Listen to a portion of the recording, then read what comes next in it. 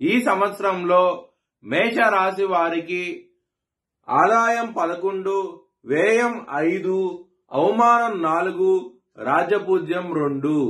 మేష రాశి వారికి ఏలినాటి శని నడుస్తోంది 2026 సంవత్సరంలో.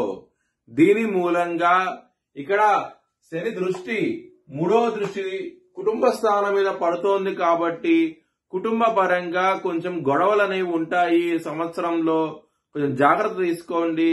మీరు కనుక దక్షిణామూర్తి స్తోత్రపారాయణం చేస్తే కనుక ఖచ్చితంగా మంచి ఫలితాలు ఉంటాయి. ఇక్కడ శని 7వ దృష్టి మీకు 6వ స్థానం మీద ఉన్నది. ఏలినాటి శని నడుస్తోంది. శత్రులు అనే వాళ్ళు చాలా అధికంగా ఉంటారు.